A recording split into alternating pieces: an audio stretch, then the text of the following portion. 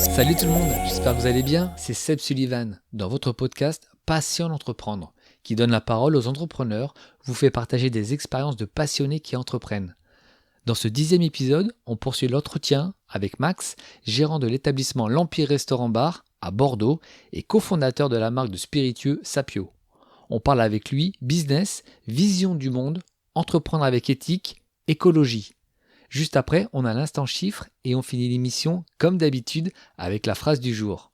Je vous invite à poser vos questions sur la page Facebook de Passion d'entreprendre. Bonne écoute.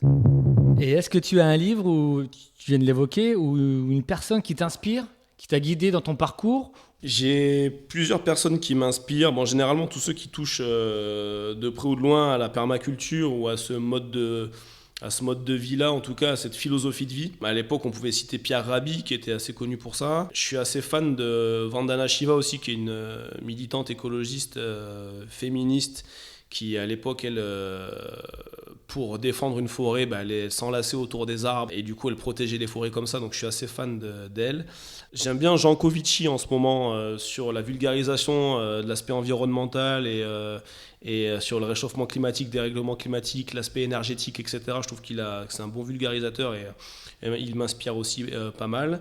Aurélien Barraud m'inspire beaucoup aussi. C'est un astrophysicien qui est top et qui explique bien aussi le cheminement à avoir à l'heure actuelle dans une époque justement délicate en termes climatiques, social, environnemental et tout ça. Et après sinon j'aime beaucoup Cyril Dion qui avait fait le documentaire Demain à l'époque avec Mélanie Laurent qui sont évidemment oui une source d'inspiration.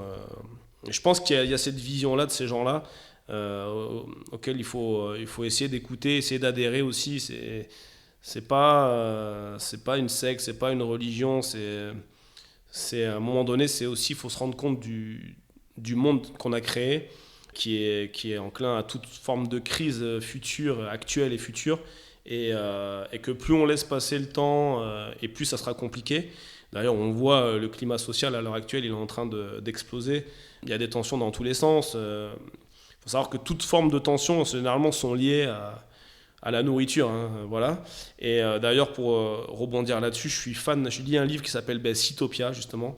C'est le nom du domaine qu'on a créé. Citopia, ça veut dire lieu de nourriture.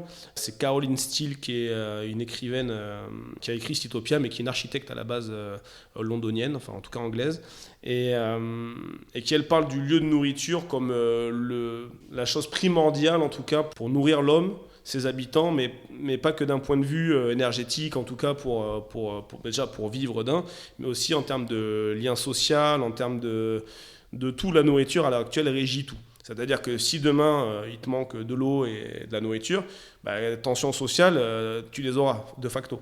Et là on l'a bien vu pour les ressources en eau et la guerre des bassines d'eau en ce moment, ça crée des tensions énormes. Tu as des agriculteurs qui vont s'accaparer de l'eau contre d'autres qui ne vont pas l'avoir, etc. Donc en fait, la guerre de l'eau, elle est déjà omniprésente, elle est déjà là. La nourriture, c'est pareil. On sait qu'à l'heure actuelle, en réserve de nourriture, on est tellement à flux tendu qu'il reste à peu près entre 3 et 7 jours de réserve en nourriture. Si demain il y a un arrêt brutal des camions qui livrent la nourriture tous les jours à Rungis par exemple, demain si ça s'arrête d'un seul coup, tu as 3 à 7 jours de stock. Donc potentiellement tu es en tension totale. La souveraineté alimentaire, c'est un sujet qui est primordial, qui est peu évoqué et qui pourtant en fait régit tout. Si demain tu as un problème en termes de souveraineté alimentaire, comme on ne l'est pas, forcément il y aura des tensions sociales derrière. Donc l'idée en fait de Citopia, de notre domaine, c'est de dire regardez, on a relocalisé notre nourriture, on utilise une nourriture, en tout cas une agriculture qui est résiliente normalement face au changement climatique parce que on enrichit le sol avec du compost, on fait attention à la biodiversité, on essaie de vraiment produire de manière éthique, saine et en respectant le vivant et la terre. Si demain il y a plein de micro-fermes comme ça qui se créent, déjà potentiellement ça va donner du boulot à tout le monde. Potentiellement on sera moins en phase de rupture systémique, donc on pourra répondre à des besoins élémentaires qui sont de manger. Alors qu'à l'heure actuelle, si demain il y a une rupture, il y a rupture pour tout le monde, quoi. Donc c'est sûr que celui qui a son petit lopin de terre qui cultive ses légumes, potentiellement des mecs armés peuvent débarquer demain et dire mec, Là, ça fait 2-3 semaines, là, les camions, ils ont décidé de faire grève. Bon, ben, donne-moi ta tomate, quoi. Et non, mais en vrai, c'est ça, on peut en venir à ce genre de passe-passe, quoi. On peut arriver à avoir ce genre de problème-là.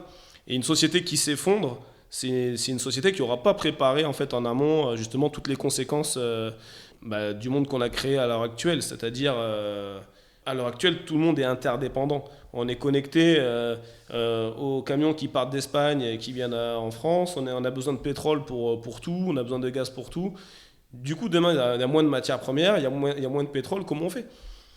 Bon, ben pour l'instant, les politiques, elles s'y intéressent que très peu. Et c'est là que Jancovici, lui, intervient. Il dit non, mais là, il faut trouver des solutions. Bon, c'est déjà très mal embarqué, il dit, mais il faut déjà commencer à prévoir cette sortie-là. Et petite question, t'es plutôt optimiste ou quelqu'un d'alarmiste ou de défaitiste? Ton sentiment propre? Non, j'ai eu la période où j'étais un peu révolté. Quand tu commences à voir que même les graines que tu plantes dans ton jardin, généralement, elles appartiennent à des grosses firmes et elles sont brevetées. Du coup, même ce que tu bouffes de base, ça appartient à une multinationale. Tu dis, bon, non, je suis en colère contre le système, je suis en colère qu'on ait laissé faire ça. Après, j'étais très, très défaitiste à l'époque. Mais depuis que j'ai des enfants, je suis ultra optimiste, même si j'ai peur quand même de l'avenir. Je suis assez anxieux. Mais je me dis qu'on a besoin d'une nouvelle génération. C'est pour ça aussi que j'ai fait des enfants. C'est qu'il y en a plein qui disent mais pourquoi tu fais des enfants si tu es un écolo, pourquoi tu fais des enfants? Je dis on a besoin d'une nouvelle génération à l'heure actuelle, celle qui remplace l'ancienne, celle qui est archaïque, qui a une vision très archaïque, qui a une vision très justement conventionnelle, etc. Justement, on a besoin de cette nouvelle génération-là, une génération terre, une génération du vivant, une génération une génération de l'empathie, de la bienveillance, etc. On a besoin de cette nouvelle génération-là, donc ça passe par l'éducation. Donc justement, non, il faut construire une nouvelle génération. Après, ceux qui n'ont pas envie, je respecte les choix, les gens font ce qu'ils veulent. Je peux comprendre aussi qu'on n'ait pas envie de faire des enfants dans un monde qui potentiellement s'effondre. Mais je suis assez optimiste dans l'idée que justement, il y a le champ des possibles devant nous et il y a tout à changer en fait, il y a tout à refaire. Et je trouve ça cool de se dire que c'était de la merde, on a fait de la merde, c'est pas grave, on la nettoie et on part sur autre chose. Et justement, en fait, en tant qu'entrepreneur, je vois tellement d'opportunités, c'est que même moi, des fois, j'arrive pas à dormir la nuit tellement je vois des opportunités qu'il y a à faire en termes d'écoprenariat à ce moment-là, si on peut parler comme ça. Il y a trop d'opportunités. Demain, tu avais un modèle mainstream qui détruit la terre, qui détruit le vivant, qui détruit même, qui met la pression aux salariés, etc. Demain, tu fais carrément l'inverse de ça. Et en fait, tu as potentiellement une entreprise qui peut fleurir, qui peut fonctionner, qui peut nourrir des bouches, qui peut employer des gens, enfin tout ce que tu veux. Donc, au contraire, non, je pense que l'entrepreneur, à l'heure actuelle, a toute sa place dans cette société. Encore faut-il le laisser entreprendre, sans trop le taxer. D'ailleurs, ça passerait par des politiques incitatives. Des politiques incitatives de dire, toi, t'es entrepreneur, mais alors tu fais du bien à la planète. Écoute, je sais pas, la TVA, elle passe à 5 points, quoi, ou à 0. Et plutôt que l'inverse, quoi. Après, évidemment, sur le papier, c'est toujours facile, mais ça peut se faire. Mais en gros, non, je pense que l'entrepreneur, lui, justement, il fait partie des piliers, en tout cas, que ce soit une association, que ce soit une entreprise à but lucratif ou à but non lucratif. En tout cas, on a besoin de gens qui ont des idées et de la ressource pour fonctionner différemment et pour faire évoluer et changer les choses. Comment tu gères ta vie pro, ta vie perso? C'est compliqué? Oui, ça aurait pu être moins compliqué s'il n'y avait pas eu le Covid. Le problème, c'est que quand tu prépares des choses, où tu dis tu as un temps où tu peux préparer les choses, les mettre en place progressivement, mais quand tu as le Covid qui arrive, qui te met à l'arrêt surtout, bon déjà tu as des peurs, beaucoup, donc on te met à l'arrêt, et puis toi tu as préparé tes projets, et puis d'un seul coup tout est à l'arrêt, et puis tu fais un deuxième enfant, et puis il arrive, et puis d'un seul coup tu dois redémarrer toutes tes activités, plus les nouvelles, et tout ça d'un coup. Bon, clairement j'ai fait un petit burn-out de surcharge mentale et émotionnelle parce que c'était trop dur à gérer, donc je suis passé par des phases de crise d'angoisse, d'anxiété énorme, des moments où tu pleures, des moments où tu te remets en question, tu dis est-ce que j'ai fait les bons choix, non, bien sûr que c'est très très compliqué. Ça fait 1 an et demi que j'ai des crises d'angoisse qui ont démarré, ça va beaucoup beaucoup mieux évidemment par rapport à la première année, mais clairement oui, j'ai dû me faire accompagner pour pouvoir continuer et pas lâcher prise justement. Donc par contre je sais me prendre en main très vite quand il y a des choses où justement la charge mentale est là, où mentalement c'est difficile. J'ai vite pris les choses en main pour être accompagné et ça m'a beaucoup aidé. Non, maintenant je suis plus en lâcher prise, donc je gère avec beaucoup de recul les choses. Je dis pas que c'est tous les jours rose, mais c'est beaucoup mieux. Les enfants en plus ont grandi entre-temps, donc j'ai plus de temps, ils sont rentrés à la crèche, à l'école. Mais c'est vrai que les deux premières années, avec la reprise d'activité, le stress aussi, parce que quand on te ferme ton restaurant, que c'est ta seule source de revenus, que toi tu as acheté un terrain, que tout dépend de ton endroit principal pour fonctionner, c'est beaucoup de peur. Et du coup, ouais, j'ai cru que j'allais pas voir le bout du tunnel. Et à l'heure actuelle, financièrement, c'est vrai que c'est moi qui tiens la structure familiale. Ma femme s'occupe davantage des enfants, etc. Donc c'est super, elle me soutient là-dessus. Et on se soutient, on a trouvé une vraie complémentarité. Ça, c'est le bonheur. Mais par contre, voilà, ça n'empêche pas que tes nuits, des fois, sont super courtes. Quand tu dois aller aux urgences parce que tu as ton petit qui pleure et qui est malade et que toi, tu viens de te coucher ou tu n'es pas couché parce que tu sors du taf. Bon, forcément, il faut pouvoir assumer.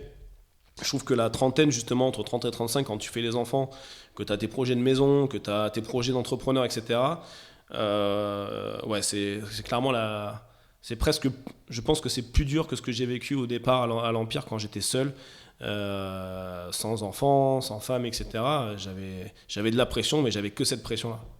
Là, la pression, elle est sur tous les postes, quoi. Tu gères comment? Parce que ton vécu, cette tension, ce mal-être, qu'est-ce qui t'a permis de surmonter? Des amis, de la famille, des conseils, des thérapeutes, des lectures, le sport?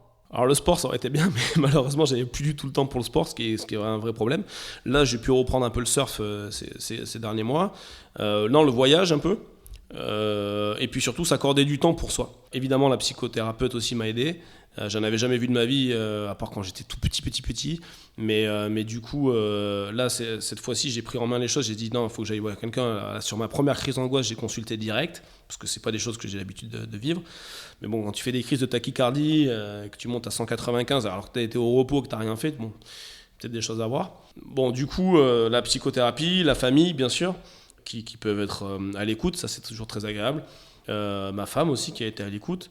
Donc non, après c'est pas sans tension, parce que ça a été aussi des tensions dans le couple. Mais, et le sport, évidemment, là c'est quelque chose qu'il faut reprendre absolument, parce que ça t'équilibre énormément. Et après, oui, quelques lectures aussi, en effet, ouais. Quelques lectures, mais en toute transparence, j'arrivais même plus à lire à un moment donné, tellement j'étais pas dedans, quoi. Donc la lecture, elle est venue que sur le tard, et après sinon que des produits naturels à base de bourgeons de figuier, ce genre de choses, quoi. Gémothérapie, voilà, que des trucs comme ça. Et après, j'ai téléchargé une application qui s'appelle Calm, et qui permet de travailler sur justement la sophrologie, un peu de méditation, le souffle, travailler sur le souffle, la respiration, et justement apprendre aussi à canaliser son énergie, parce que je déborde d'énergie évidemment, mais c'est comment la canaliser, comment aussi mais faire la part des choses. À un moment donné, le boulot, il faut savoir couper. C'est vrai que moi j'avais tendance à beaucoup ruminer la nuit, à pas dormir, à faire des nuits blanches, à écrire des trucs, des idées, des machins, puis tu te réveilles le matin, il faut enchaîner, puis après tu as les enfants, il faut les emmener à l'école, et puis machin, etc. Non, ça clairement, c'est ce que je pouvais faire avant, je peux plus le faire. Donc maintenant, je dois vraiment tout compartimenter. Je suis pas encore parfait là-dessus, mais il faut vraiment que je continue à compartimenter pour arriver à aller au bout des projets, quoi. Quel conseil tu donnerais aux gens qui ont envie de se lancer dans l'entrepreneuriat? Déjà, il faut oser. Souvent, on se met beaucoup de barrières psychologiques avant de démarrer, mais il faut pas hésiter en tout cas, si on est passionné par un sujet ou quelque chose qui nous tienne vraiment à cœur, faut pas hésiter à en parler déjà autour de soi, parce que souvent les gens ils disent non, mais on va me piquer l'idée, tout ça. Je suis pas d'accord avec ça. Je pense que justement d'en parler au départ du projet, c'est hyper important, parce que tu peux avoir des avis hyper pertinents. C'est là que tu commences à faire ton réseau, justement. Et la force, c'est quand même le réseau. C'est quand tu as du réseau, tu peux aller beaucoup plus vite. Donc non, c'est parler de ces projets, c'est oser les faire aussi, les poser sur papier, bien étudier aussi le marché sur lequel on s'attaque. Ça, c'est aussi important, parce qu'il y a plein de marchés possibles qu'on peut développer. Et surtout, prendre le facteur environnemental, c'est-à-dire le facteur global, c'est-à-dire dans quel monde on est. Souvent, les gens, ils veulent entreprendre, ils ont une vision, c'est pas pour juger, mais ils ont une vision qui manque de vision globale, en fait. À l'heure actuelle, on est dans un monde qui est en difficulté, clairement, qui connaît crise sur crise, donc problèmes liés à l'eau, on disait tout à l'heure, les problèmes du réchauffement climatique, les problèmes environnementaux en règle générale, social, tout ce que tu veux. Donc, sur quel marché tu t'attaques, comment tu veux y aller, et surtout, est-ce que déjà de base, il a du sens pour toi, en fait. Et si tu veux entreprendre, si c'est juste entreprendre pour gagner de l'argent, franchement, entreprends pas. Parce que l'argent, pour moi, c'est un outil. qui te permet de faire des projets qui te tiennent à cœur. C'est ce que moi je fais en tout cas. Je parle sous mon prisme à moi. Moi, l'argent, c'est pas une finalité en soi. C'est une finalité uniquement parce que j'ai envie de faire des projets. Par exemple, je suis fan de cinéma, j'ai fait des courts-métrages, j'ai gagné un peu d'argent, j'ai produit mes courts-métrages avec l'argent que j'ai fait et j'ai fait des courts-métrages. Voilà, parce que l'argent, c'est un outil qui te permet de faire. Là, on a fait l'acquisition d'un domaine pour faire de la permaculture. Voilà, l'argent, c'est un outil pour faire des choses qui ont du sens. Demain, j'ai pas envie de faire de l'argent pour après me dire, attends, je vais faire un autre projet pour faire de l'argent. En fait, à un moment donné, moi, entre 20 et 25, j'étais un peu perdu là-dedans. Ou en tout cas pour soutenir le poids de la consommation. C'est-à-dire, j'ai une Mercedes, peut-être que si j'en ai une deuxième, c'est bien. Aucun intérêt. Ça n'a aucun intérêt. Parce que déjà, ça ne rend pas heureux du tout. Parce que c'est des biens matériels. Une fois que tu as ta voiture, tu ne portes plus d'intérêt à avoir autant de biens matériels. Mais je pense qu'une fois que tu as ton toit sur ta tête, que tu es bien, que tu as ta voiture pour te déplacer ou ton vélo, peu importe, je pense qu'il n'y a pas besoin d'aller chercher l'argent pour l'argent. Par contre, demain, tu as un projet qui te tient à cœur et tu dis, avec ce projet-là, je vais être heureux. À ce moment-là, l'argent est un vrai outil et à ce moment-là, tu l'utilises. Mais je vois trop d'entrepreneurs à l'heure actuelle qui disent, même dans la crypto-monnaie maintenant, les gens, c'est vas-y, on va faire gaver d'argent. Oui, mais pourquoi faire? Donc une fois de plus, tu as un outil qui est là, qui est l'argent, qui est un super outil pour échanger des biens et des services. Très bien. Mais par contre, il faut que tu donnes du sens à cet argent-là. Pour moi, ça, c'est la base. Et il y a un truc sur lequel je voudrais rebondir, surtout sur le produit. Par exemple, nous, on a lancé Sapio, qui est notre marque de spiritueux bio. Clairement, pour le CHR, pour les gens pour les pros, notre bouteille de gin, elle coûte 15 €. 15 € hors taxe, droit et vignette inclus. Ça coûte 15 €. Puis on te dit, ouais, mais 15 €, ça reste quand même un peu cher. Moi, à 10 €, j'ai une bouteille de gin lambda. Ok, si tu veux. Et ça coûte moins cher. Donc, ceux qui ont des problèmes d'argent, ils vont te dire, non, mais moi, je préfère m'orienter là-dessus. Mais je dis du gin, parce que je fais de l'alcool, mais ça peut être n'importe quel produit. Le micro que tu me tiens là, avec lequel je parle, le verre que j'ai là. On va prendre ce verre-là. Je ne sais pas comment il est fabriqué, mais on prend ce verre-là. Celui-là, il est peut-être fabriqué en Chine, dans des conditions peut-être catastrophiques, avec du sable qu'ils ont pris dans je ne sais pas quelle mer, donc qui ont des conséquences environnementales. Mais il vient de Chine, et donc du coup, comme il est fait dans des moins bonnes qualités, il coûte moins cher. Il coûte 1 € le verre. Demain, tu as un produit qui est fabriqué en France, donc tu payes déjà des charges en France, le produit c'est du verre recyclé, et il coûte 3 €. Là, ce qui me gonfle, c'est que du coup, tu vas avoir un produit qui coûte 3 €, certes, qui est de meilleure qualité, qui est bien fait, qui n'a pas de conséquences sur l'environnement, etc. Et tu as un produit qui coûte 1 €. La masse des gens va s'orienter sur quel produit? Sur le produit à 1 €, parce qu'il coûte pas cher. Mais ce que les gens oublient, c'est qu'il y a des externalités négatives qui ne sont pas comprises dans le prix. Les externalités négatives, c'est-à-dire les conséquences environnementales, sociales, sanitaires, sur la santé humaine, sur la santé de nos sols, sur la santé de nos rivières. Il va y avoir des conséquences là-dessus. Là-dessus, il y a un prix. Par exemple, demain, si tu asperges tes betteraves de néocotinoïdes et que tu détruis toutes les abeilles, potentiellement, il te faudra des gens pour butiner les fleurs avec... ça va avoir un coût. Les abeilles, elles te rendent un service systémique qui est gratuit à l'heure actuelle. Mais si tu n'as plus d'abeilles, il sera plus gratuit le service. Donc, il y a d'un côté un produit qui va détruire, et d'un côté un produit qui va préserver, ou en tout cas régénérer peut-être, si t'es bon. Le produit qui régénère, il va coûter 3 €, c'est-à-dire peut-être que 2 € plus cher. Le produit qui coûte 1 €, lui, il va détruire, mais on va oublier les externalités négatives. Parce qu'en fait, le produit qui coûte 1 €, en réalité, sur les conséquences sociales, environnementales et tout, il ne coûte pas 1 €. Il coûte peut-être 10 ou 15. Parce que si demain, la sécurité sociale continue d'exister, celui qui a consommé un produit toxique, qui aura coûté peut-être qu'1 €, une poire, une pomme, n'importe quoi, lui, il va avoir des cancers, il va crever, pour faire simple, mais il aura payé pas cher. À la différence de celui qui n'aura pas payé ce produit 1 € mais 3 €, mais qui sera en bonne santé. Donc une fois de plus, j'ai envie de recontextualiser ça, c'est que la valeur des choses, si tu intègres les externalités négatives, l'obésité en France qui est en train d'exploser, les cancers qui sont en train d'exploser, ça a un coût sur la sécurité sociale, ça a un coût qui appartient à la communauté, parce qu'on cotise à un moment donné pour ça. Mais ça, on l'oublie. Donc en fait, mon jean qui coûte 15 €, alors ok, on fait la nuance sur le fait que ça soit de l'alcool, mais potentiellement, la base de sa fabrication est beaucoup plus saine. Et donc du coup, elle aura des conséquences qui ne seront pas négatives pour l'environnement, la planète, etc. Et c'est ça qui est important à mettre dans la tête des gens. C'est que oui, tu peux continuer à acheter sur Shein, je sais pas quoi, les produits plein de colorants qui détruisent les rivières, qui tuent les poissons, etc. Mais oui, mais en fait, le vrai coût des choses, c'est pas ça. C'est le coût de la pollution que ça va engendrer.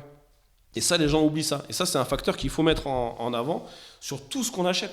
Et voilà, ça, je voulais vraiment faire une parenthèse là-dessus parce que c'est un produit qui coûte 1 euro, il a des conséquences qui sont dévastatrices. Et ça, pour moi, les politiques devaient avoir des TVA incitatives, des politiques incitatives en tout cas, pour justement faire en sorte de valoriser le produit bien fait, qui n'aura pas de conséquences environnementales, sociales et sanitaires, contre l'autre produit. Et le vrai coup des choses, c'est celui qui est bien fait, pas celui qui est mal fait. Il ne devrait même pas exister celui-là. Max, on te sent que tu es engagé et je trouve ça bien, c'est positif. Est-ce que justement tu pourrais t'engager en politique ou dans des associations ou à un niveau supérieur ? Alors déjà, j'ai l'impression, en étant engagé, en fait, même si c'est pas en termes de politique pure, c'est-à-dire en termes de carrière politique, déjà de faire son jardin, c'est de la politique. Déjà d'acheter correctement, c'est de la politique. Parce qu'en fait, on fait tous des choix politiques au quotidien. Toi, demain, si tu achètes ta chemise à un petit fabricant français qui fait de l'artisanat, que le coton il est bio, fabriqué en France, je te dis n'importe quoi, hein, c'est pour bien comprendre. Ben déjà, politiquement, tu agis. Tu agis parce que tu vas valoriser le travail français, tu vas valoriser des filiales françaises et bien faites. Donc déjà, politiquement, tu agis. Mais là, l'idée, c'est que en fait, chacun a son rôle à jouer. Je trouve qu'il faut sortir de cette passivité ambiante enfin, c'est en règle générale, quoi, que ce soit en France ou ailleurs, mais justement, chacun peut agir à son échelle. Si on parle de Pierre Rabhi, ça a déjà été cité des millions de fois sur le colibri, etc., qu'il arrose cette forêt qui est incendiée pour sauver le tatou et qui fait sa part, bon, on peut le citer. Bon, il faut faire plus que ça maintenant. Le petit colibri, il est un peu dépassé maintenant, il faut faire beaucoup plus, c'est sûr. C'est ce que j'essaye de faire, moi, par l'entrepreneuriat. Et au quotidien avec des gestes qui sont le plus possible éco-responsables. On n'est pas parfait, mais l'idée c'est déjà d'agir, de commencer à créer, à fonctionner. Politiquement, peut-être que je ne m'engage pas, on va dire, voilà, en carrière politique, et j'ai pas le temps pour ça. Après, voilà, potentiellement, demain, ça peut être quelque chose qui peut m'intéresser. En tout cas, s'il y a des lois à faire passer, s'il y a des choses sur lesquelles je peux aider, avec les connaissances que j'ai, et, ça peut être quelque chose qui peut être intéressant, oui. Mais pas pour l'instant. On y va petit à petit, il y a déjà beaucoup de choses à construire. Voilà, et puis une fois que ça sera bien construit, bien établi, on verra ce qu'on s'engage politiquement ou pas. Dernière question, Max. As-tu une phrase qui te motive tous les matins ? Non, en tout cas, je me lève en me disant qu'il faut que je me batte, et surtout en lâchant, en essayant de rien lâcher. Après, j'ai une citation que j'aime bien. Donc c'est un proverbe africain qui dit « On entend le fracas des arbres qui tombent, mais jamais le murmure de la forêt qui pousse ». Et en fait, c'est très significatif de l'ère qu'on vit à l'heure actuelle, c'est que dans les médias, partout, on entend toujours des choses négatives, etc. Mais à côté de ça, il y a des initiatives extraordinaires. Là, moi, j'ai mon meilleur ami qui rentre de Bali. On va me dire, oui, l'empreinte carbone. Non, il rentre de Bali. Il a fait avec son ami pendant 2-3 mois. Ils étaient pour une mission. Alors, c'était pas humanitaire, mais indirectement, oui. Ils ont été replanter du corail dans des zones de coraux dévastés par les tempêtes ou par la pollution, etc. Donc, ils replantent du corail pour régénérer les récifs coralliens. Bon, clairement, on n'en entend pas parler. Et pourtant, ils agissent. Et ils font des choses incroyables pour la planète. Parce que qui dit réserve de récifs coralliens préservés, dit potentiellement des zones de pêche préservées, qui dit potentiellement des zones avec du poisson pour nourrir les populations locales, qui dit à un moment donné des communautés qui vivent bien, qui peuvent du coup, s'ils mangent bien, être scolarisés, faire des études, etc. Si à l'inverse, on ne fait pas ça, on ne protège pas notre environnement, on dit ils n'ont plus à manger, s'ils n'ont pas là, bon, ils vont se retrouver, ces gens-là, à être déscolarisés, à galérer, à être en demande d'aide de l'État, de je sais pas quoi, etc. Ils ne seront pas souverains, ils ne seront pas autonomes, etc. Bon, déjà, c'est pour ça que l'écologie, elle doit être sous tous les toits et dans toutes les entreprises, dans toutes les politiques. Tu peux avoir des idées RN, si tu veux, pas de problème. Mais par contre, mets l'écologie dedans. Parce qu'en fait, si tu détruis ton environnement, comment tu veux que socialement tu existes ? Ça n'existe plus. S'il n'y a plus d'environnement, il n'y a plus rien derrière. Pour revenir à ça, j'aime bien ce proverbe-là parce qu'il y a plein d'initiatives à l'heure actuelle qui sont peu saluées. On parle toujours des problèmes de l'inflation, de ce que tu veux, mais à côté de ça, il y a de la guerre en Ukraine et tout ça. Mais à côté de ça, vraiment, il y a des gens qui se battent au quotidien pour régénérer les sols, que ce soit aux États-Unis. Maintenant, c'est devenu, voilà, il y a des mouvements qui sont mis en place pour ça. Il y a des mecs qui régénèrent des mangroves, pareil, qui avaient été détruites et qui régénèrent, donc qui préservent leur environnement. Mais après, ça peut être aussi socialement. Enfin, je veux dire, il y a plein de gens qui font des choses extraordinaires sur cette planète. C'est pas assez mis en avant, mais faut pas oublier qu'ils sont là, quoi. C'est un homme engagé, comme vous pouvez l'entendre. C'était Max. Merci beaucoup d'avoir participé à Passion d'entreprendre. À bientôt. Merci à toi pour l'interview et c'était un plaisir de te revoir. En tout cas, Seb. L'instant chiffre, 61%. C'est le pourcentage de recyclage des bouteilles en plastique en France fin 2021. L'objectif à atteindre est fixé à 80%. La citation du jour du philosophe Sénèque.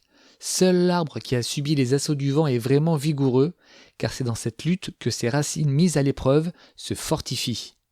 Vous aussi, vous avez des citations préférées, n'hésitez pas à me les envoyer sur la page Facebook de Passion d'entreprendre pour qu'on les partage avec nos auditrices et auditeurs. N'hésitez pas à vous abonner et à laisser des commentaires sur Spotify et Apple Podcast. Merci d'avance, soyez forts et déterminés dans tous vos projets.